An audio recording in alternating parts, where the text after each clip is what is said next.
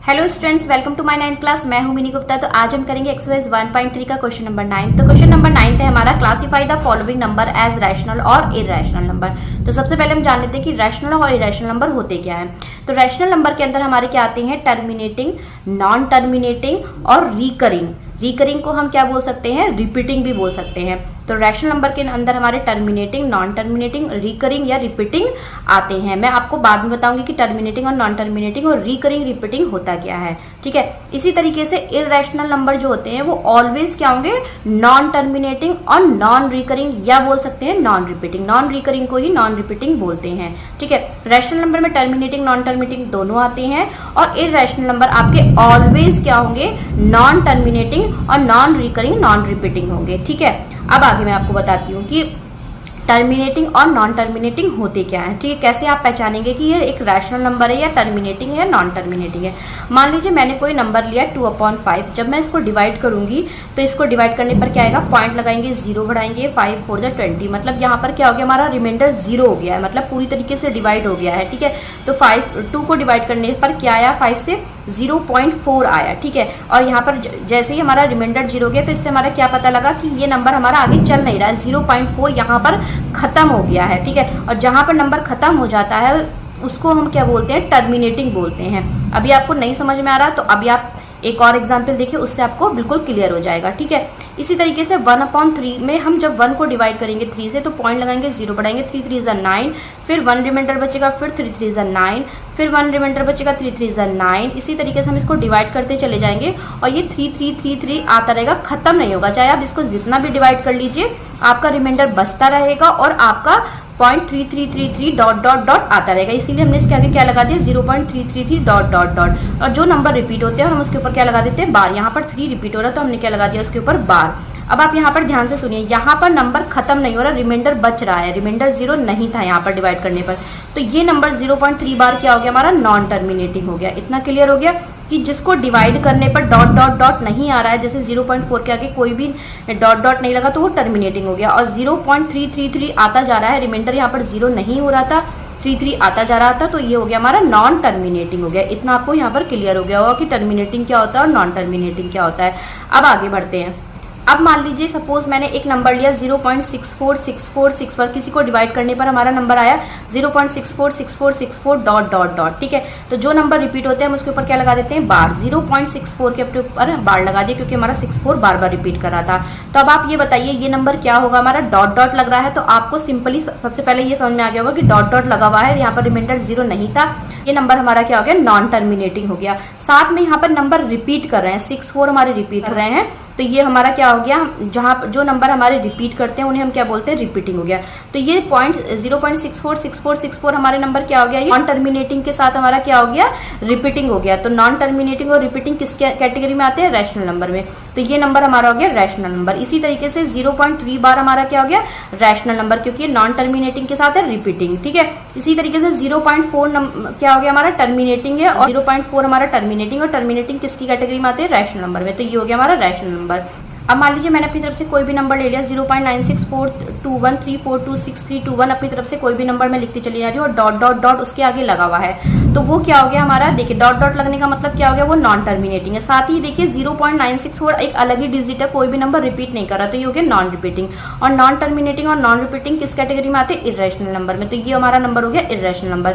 इसी तरीके से अगर मैंने कोई डेसिमल अपनी तरफ से लिया 0.964964964 ... से तो आप समझ में आ गया होगा कि नॉन टर्मिनेटिंग है, लेकिन 964 इसमें रिपीट कर रहा है, तो ये नॉन टर्मिनेटिंग के साथ साथ क्या हो गया हमारा, नॉन टर्मिनेटिंग के साथ हमारा क्या हो गया, ये रिपीटिंग हो गया, क्योंकि इसमें रिपीट कर रहा है 964। और नॉन टर्मिनेटिंग रिपीटिंग किस कैटेगरी में आते हैं, रैशनल नंबर में। तो ये नंबर हमारा हो गया रैशनल नंबर हो गया। अगर कोई भी नंबर नॉन टर्मिनेटिंग है तो उसमें हम चेक करेंगे कि रिपीटिंग है या नॉन रिपीटिंग है। अगर वो रिपीटिंग है नॉन टर्मिनेटिंग के साथ तो वो रैशनल नंबर हो गया, नॉन टर्मिनेटिंग के साथ नॉन रिपीटिंग भी है तो वो इररेशनल नंबर हो गया। इतना आपको यहाँ पर क्लियर हो गया होगा, ठीक है। अब मान लीजिए मैंने कोई स्क्वायर रूट में नंबर लिए, स्क्वायर रूट में नंबर मैं क्या ले रही हूँ, √2, √3, √5, √7 या √17 या √13। आप स्क्वायर रूट के अंदर क्या कौन कौन से नंबर ले रहे हैं, ध्यान से देखिए, √2, √3, √5, √7, √13, √17 ... मतलब रूट के अंदर आप कौन से नंबर ले रहे हैं, आप ध्यान से देखिए, रूट के अंदर जितने भी नंबर है वो प्राइम नंबर है, या तो वो खुद प्राइम नंबर क्या होते हैं, या तो वो खुद से कटते हैं या 1 से कटते हैं, या 1 की टेबल में आते हैं या खुद की टेबल में आते हैं।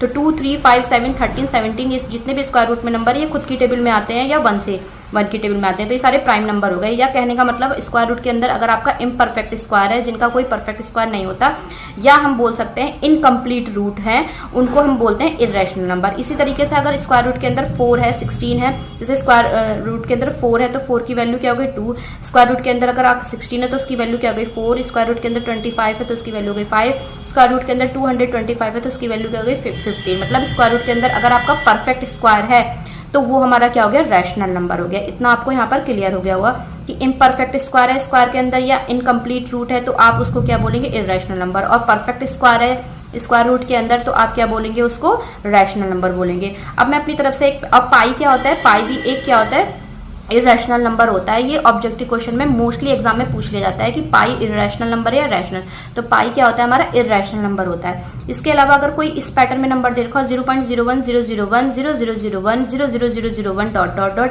या 1 के प्लेस पे कोई भी नंबर आप डाल सकते हैं। जैसे मैंने 1 के प्लेस पे यहाँ पे 72 डाल दिया, 0.72 072 0072 00072। 1 के प्लेस पे आप कोई भी नंबर लिख सकते हैं 2 3 4 5 6 7 8 9 2 10 11 12 अप टू सो ऑन, कोई भी नंबर ले सकते हैं। और ये पैटर्न है तो वो आप आंख बंद करके उस नंबर को आप लिख दीजिए इर्रेशनल नंबर। अब आपको क्लियर होगा कि रैशनल नंबर और इर्रेशनल नंबर कौन से होते हैं। अब आपको इसकी एक्सरसाइज करने में बहुत हेल्प मिलेगी। तो फर्स्ट पार्ट है हमारा स्क्वायर रूट 23। 23 क्या है हमारा, 23 किसी की भी टेबल में नहीं आता, 1 की टेबल में आता है या 23 की टेबल में आता है, तो ये प्राइम नंबर है। तो स्क्वायर रूट के अंदर अगर प्राइम नंबर है तो मैंने आपको बताया इम्परफेक्ट स्क्वायर है स्क्वायर रूट के अंदर, तो मैंने क्या बताया था वो इर्रेशनल नंबर है। सिंपल हो गया ना, आपको बेसिक चीजें आपने समझ ली तो आपको ये क्वेश्चन करने में बहुत ही मजा आएगा करने में।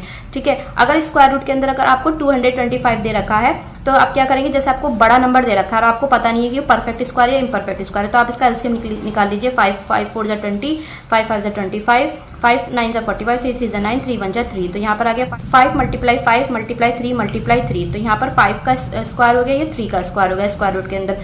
अगर स्क्वायर रूट के अंदर किसी का स्क्वायर दे रखा तो उसे सिंगल नंबर बाहर निकालते हैं, तो यहाँ पर हो गया 5 का स्क्वायर 5 बाहर निकाल लिया, 3 का स्क्वायर मतलब 3 बाहर निकाले, तो 5 मल्टीप्लाई 3 5 3 जा 15।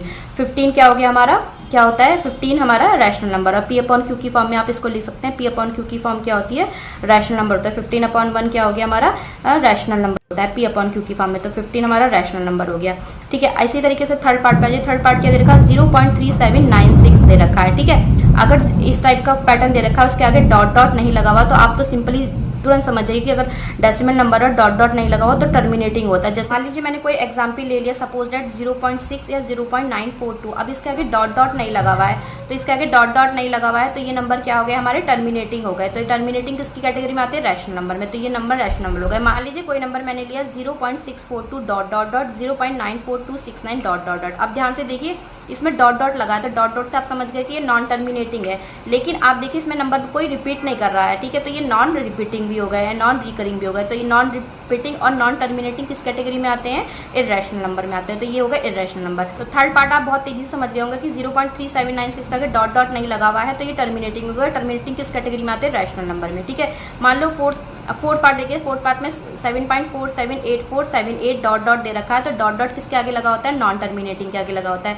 तो डॉट डॉट को आप देखते ही समझ गए होंगे कि ये नॉन टर्मिनेटिंग है। सिंपली यहाँ पे 478 बार बार रिपीट कर रहा है तो मैंने क्या लगा दिया 478 के ऊपर बार लगा दिया, क्योंकि ये नंबर रिपीट कर रहा है। तो रिपीट इनका मतलब होता है, बार का मतलब होता है कि ये नंबर रिपीट कर रहे हैं। ठीक है, अब ये डॉट डॉट लगा तो ये नॉन टर्मिनेटिंग भी हो गया प्लस रिपीटिंग भी हो गया है। तो ये नॉन टर्मिनेटिंग और रिपीटिंग किस कैटेगरी में आते हैं हमारे रैशनल नंबर में आते हैं, तो ये नंबर हमारा हो गया रैशनल नंबर। अब आते हैं लास्ट पार्ट पे। लास्ट पार्ट क्या है हमारा 1.10100100001 डॉट डॉट डॉट। तो इस कैटेगरी का नंबर मैं आपको बता चुकी हूँ। अगर इस कैटेगरी के नंबर है आप उसको आंख बंद करके लिख दीजिए इर्रेशनल नंबर। तो इस कैटेगरी के नंबर जो होते हैं इर्रेशनल नंबर होते हैं। तो यहाँ पर हमारा क्वेश्चन नंबर 9 कंप्लीट होता है। नेक्स्ट वीडियो में हम करेंगे नेक्स्ट एक्सरसाइज। वीडियो में पढ़ाया हुआ समझ में आ रहा है चैनल को जरूर सब्सक्राइब करिएगा। फिर मिलते हैं नेक्स्ट वीडियो में, तब तक के लिए बाय बाय।